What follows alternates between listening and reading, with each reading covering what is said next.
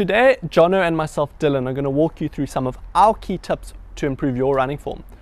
Before we get to these tips, it's important to know that there's no such thing as one perfect style of running. Some runners run well with a long stride, others with a short stride. Some runners have a high back kick, others have a low back kick.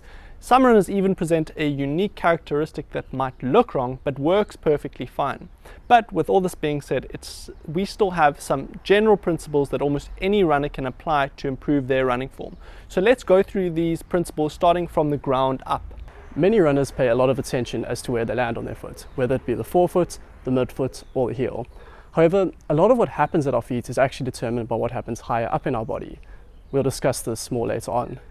Regardless of where you land on your foot, it is important to try and make use of as much of your foot as possible, as this enables us to utilize the elastic potential of the foot and distribute the load. If you're a forefoot striker, this means that when your toes strike the ground, you want to allow your heel to drop slightly before pushing off again. If you're a heel striker, you want to avoid bringing your forefoot crash into the ground, but rather move your foot more like a wheel and roll it forward. When it comes to the shin, we consider what's called the shank angle, which is the direction your shin faces upon landing. What we're looking for is for the shin to be facing vertically or leaning slightly forward upon landing.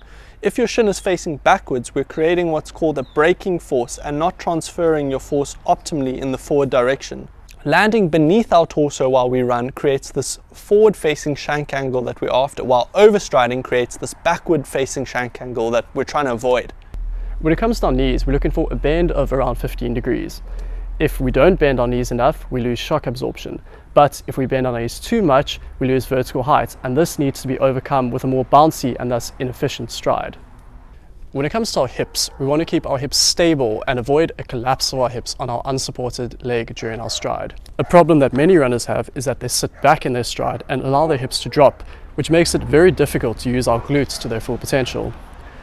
We want to focus on pushing our hips forward and upwards, which gives our glutes and other muscles a much better chance of functioning efficiently. When it comes to the spine, the key point here to consider is maintaining a neutral position. One where your lumbar spine isn't overly arched and one where you're not hunched over either. A simple and easy cue to remember is to run tall. This will help ensure that neutral spinal position.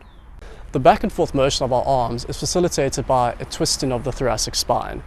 What this means is that as we pump our arms, there should be a slight movement in our shoulders while our pelvis should remain fairly stable. Our chest will turn slightly, but we want our arms to avoid crossing this midline of the body. In terms of our shoulders, we want to avoid having them tense and raised, focus on keeping them as relaxed and low down as possible. The last area of our body to pay attention to is, of course, our head. We want to ensure that our head is squared, meaning that our ears are directly above our shoulders rather than in front or behind of them. We also want to ensure that our head is not tilted backward or forward, but rather level, so that our eye line is facing about 20 meters in front of us. So that's quite a lot of info, and it's difficult to make too many changes to your stride in one go. What we'd recommend is to find areas where you may struggle with your running form and think about how you can apply these tips to those specific areas.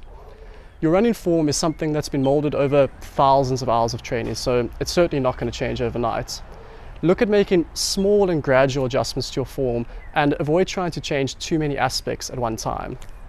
There's a whole lot more that we could talk about with regards to running form, but we'll be sure to come back to this at a later stage. Hopefully this video has given you a bit of insight into running form and has provided you with a few key points that you can take home. Thanks for watching. Thanks very much for watching. There's a whole lot more videos along these lines that I'll be making in the future. Subscribe, let's keep in contact so that next time you're the first to watch the video once it comes out. Cheers, bye.